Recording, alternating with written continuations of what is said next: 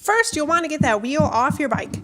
Assuming that you don't have a bike stand to work at, the next best thing I found is to flip your bike over so you have some space to work.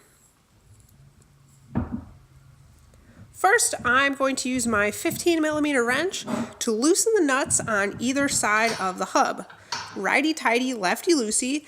Don't bother taking them completely off because chances are you will lose them.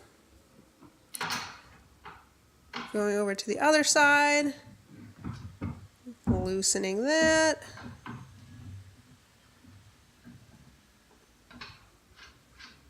Super fun. Next, I'll use my 10mm wrench to loosen the nut on the chain tensioner.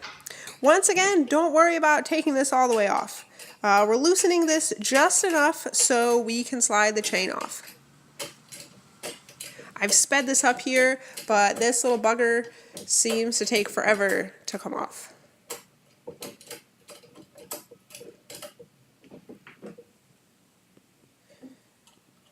You may need a Phillips head screwdriver to free the reaction arm from the frame. Additionally, you may have a carriage bolt or even a second 10mm nut.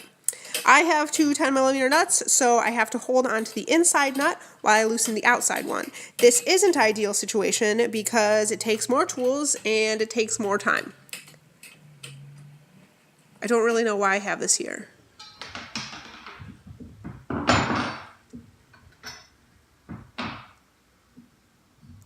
Now that that's free, you'll want to take your chain off. It's easiest to take it off from the front because it just flops right off.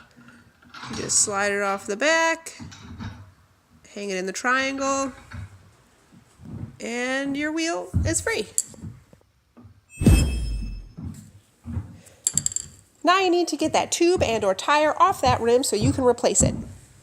First, find your valve stem, which is the metal thing coming out of your rim. Loosen it all the way and press down like a button. Cold air will begin to come out. Keep your finger there until you don't hear the air coming out anymore. Next, place the wheel on the floor in front of you with the valve side down. So starting at what is now the top of the wheel, push the tire and tube down and out as you move down the wheel with your hands on both sides. Once you get to the valve, you will have squished enough space there to pop the tire bead back so you can free the tube at the valve.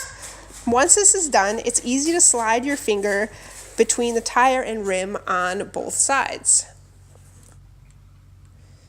So I've squished enough space there, I can pop my tire on back and the valve out. So the tube is free now, but I want to eventually free the tire as well. So I'm going to, one side at a time, release the bead from the rim with my hands all the way around the rim.